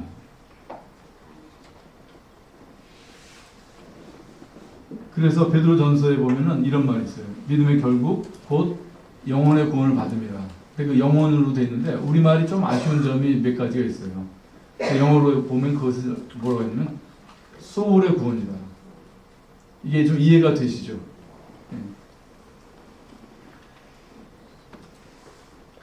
그래서 예수님 우리가 이제 하늘에 속한 자의 형상을 입게 되려 했을 때 하늘에 속한 자 바로 예수님인데 고린도전서 15장에는 예수님을 가리켜서 잠자는 자들의 첫 열매. 잠잔다고 하는 것은 성경에서 죽음을 의미하잖아요. 육신의 죽음. 이 죽음으로부터 일어나신 첫 열매를 예수님이라고 해요. 그래서 이 첫 열매는 어떤 존재인지를 제가 그림으로 말씀을 드릴게요. 예수님이 보면은 예수님도 죽을 육체를 혈육에 함께 속하셔서 죽음을 맛보셨잖아요. 근데 예수님은 하나님의 영과 자신의 혼이 있었지만 겟세마네 동산에서 하나가 됐잖아요. 그죠? 아까 그 그림 생각나시죠? 나의 뜻대로 하지 마옵시고 아버지의 원대로 하옵소서 해가지고 인자이신 예수님이 하나님과 완전히 하나가 됐어요. 그래서 이제는 첫사람은 처음에 타락하기 전이라 할지라도 구분이 돼 있었어요. 이 영과 혼이. 그런데 둘째 사람이신 예수님은 이것이 이제 구분이 되지 않는 하나란 말이죠. 바로 이 그림과 같이. 그죠? 휘장이 없는 성소와 지성소와 같이. 그 다음에 부활이라고 하는 것은 무엇이냐? 이제는 더 이상 죽음이 없는, 문도 자유롭게 통과하시고 엠마오 제자들에게 나타나셨다가 갑자기 또 예루살렘에 오시고 시공을 초월하신 그런 영화로운 육체를 가지신 겁니다. 그래서 잠자는 자의 첫 열매의 모양은 이렇습니다. 첫사람 아담하고 구별이 해야 되고 그 다음에 이 타락한 사람과도 구별이 되는 이 오른쪽 그림을 잘 기억을 하시기 바랍니다. 그래서 우리가 이제 구원을 받았어요. 그러면은 성화되는 과정은 우리의 영과 혼이 계속 합일되는 그런 과정이에요. 그래서 계속 하나님의 뜻과 내 뜻 사이에 내 좋은 뜻 아니면 나한테 지금 필요한 것, 유익한 것, 급한 것 이런 것과 하나님의 방법과 하나님의 뜻과 하나님의 이 인도하심 사이에서 갈등하고 불안해하고 막 이런 과정들을 겪는 것이 이 과정이에요. 영과 혼의 합일의 과정입니다. 그 다음에 부활이라고 하는 것은 무엇이냐? 이렇게 영혼이 합일된 이제 하나님의 아들의 영혼과 같은 그런 존재에 합당한 거룩한 몸을 잇는 것이 그 사건이 부활이라는 일이 될 것이에요. 그래서 이 성화의 과정은 점진적이고 시간이 걸리고 부활이라고 하는 것은 순식간에 일어나는 그런 일이 되는 것입니다. 그렇게 해서 나도 이렇게 되는 거예요. 그죠? 구원받은 사람. 그런데 그 전에 먼저 되신 분이 계시다 이 말씀이에요. 그것이 바로 부활의 잠자는 자들의 첫 열매이십니다. 그래서 우리가 예수님에 대해서 잘 알게 되면은 예수님이 바로 내가 될 사람, 내가 될 하나님의 아들에 대한 증거이신 거예요. 예수님이. 그래서 저는 이런 예수님을 알게 될 때 전율이 생겨요. 전율이. 아주 짜릿하다고까지는 아니지만 잔잔한 정말 흥분되고 기대가 생기고 그렇습니다. 로마서 8장 29절 다 같이 한번 읽어보겠습니다. 시작. 하나님이 미리 하신 것으로 또한 그 아들의 형상과 관계하여 미리 정하셨으니 이는 그 많은 형제들에서 마다들을 되게 하려 하셨습니다. 그죠? 우리를 구원하신 뜻이 뭐예요? 아들의 형상을 본받게 하기. 그죠? 아들의 형상을 본받았잖아요. 그죠? 네. 그리고 많은 형제 중에서 맏아들. 예수님은 이 구원의 사역 전에는 오직 한 아들이었잖아요. 독자. 독생자셨는데 이제는 맏아들이라고 하는 것은 뭐예요? 하나님의 맏아들이라고 하는 것은 하나님이 다른 아들들도 있다는 거예요. 많은 아들들. 그래서 이것을 아가서 5장 10절에도 사실 담고 있거든요. 나의 사랑하는 자는 희고도 불거 만사를 뛰어난다. 희고도 불거. 저는 이 아가서 5장 10절 말씀이 세상에 어떤 문장보다 이같이 아름답고 이렇게 크고 광대한 문장이 있을 수 있을까? 저는 예수님과 연결이 될 때 또 나의 미래가 이와 같은 것을 이분을 닮을 것이라는 이 생각할 때 정말 놀랍고 감사합니다. 자, 다 같이 한번 읽어보겠습니다. 시작. 그가 동물 중에 우리로 첫 열매의 관계가 되게 하시고 자기의 뜻을 따라 진리의 말씀으로 우리를 낳으셨습니다. 여기 보면 우리가 어떻게 된다고요? 첫 열매의 한 종류. 여기 우리 개혁성경에는 우리로 한 첫 열매가 되게 하시죠. 이렇게 되어 있거든요. 그래서 조금 애매한데 다시 번역하면 이렇게 돼요. 우리로 첫 열매의 한 종류. 그러니까 첫 열매이신 예수님과 같은 종류가 되게 하시기 위해서 우리를 진리의 말씀으로 낳으셨다. 그래서 이거를 그림으로 그리면 이렇게 됩니다. 예수님이 맞아들이시고 우리로 이 맞아들이신 첫 열매와 한 종류가 되게 하시려고 우리를 낳으셨단 말이에요. 그래서 우리는 이런 부활을 기다리고 있어요. 이제 예수님과 별로 구별되지 않는 그런 사람들이 된 것이고 그것이 바로 구원이고 그것을 위해서 예수님께서 십자가에서 피를 흘리신 거예요. 단순히 우리의 죄책감을 면해 주시고 심판 안 받는 것 그 정도가 아니에요. 나는 옛날에 그렇게 생각했어요. 나는 예수님의 측근이나 예수님의 부하 그 정도로 생각을 했던 것 같아요. 그게 아니에요. 하나님께서 누구를 희생하셨어요? 아들을 희생하셨어요. 그럼 아들에 걸맞는 것을 얻으셔야 될 거 아니에요. 그래서 구원이 무엇이냐? 첫 열매와 한 종류의 사람들을 얻으십니다. 이제는 많은 아들들을 얻으십니다. 예수님으로 인해서 하나님 아버지께서 얼마나 기뻐하셨어요. 이는 내 사랑하는 아들이요 내 기뻐하는 자라고 하시는데, 이는 내 사랑하는 자요 기뻐하는 자라는 그 말을 모든 이 성도들이 들을 수 있는 그런 사람들이 되게 하시고자 우리를 구원하신 것입니다. 다 같이 한번 읽어보겠습니다. 시작. 만물이 말미암은 자에게는 많은 아들이 이끌어 영광에 들어가게 하시는 일에 저희 구원의 도를 고난으로 말미암아 온전케 하심이 합당하다. 이 말씀으로 구원받은 사람들 많죠, 그죠? 요한복음 1장 10절 우리가 너무 잘 아는 말씀, 이 말씀의 무게가 어떤지, 그리고 여기 있는 소망이 얼마나 확실한지, 그 소망의 증거가 바로 예수 그리스도의 부활입니다. 그리고 이것이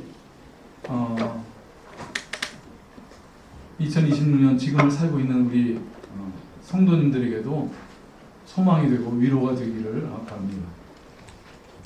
시간이 많이 갔는데 아까 그래서 제가 이거를 한번 불렀으면 했던 것이고요.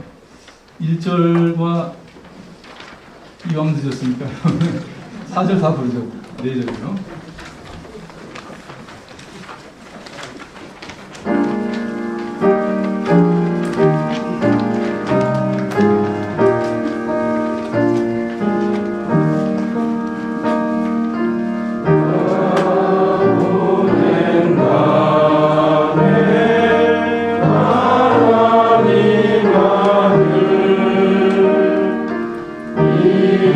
이것이 바로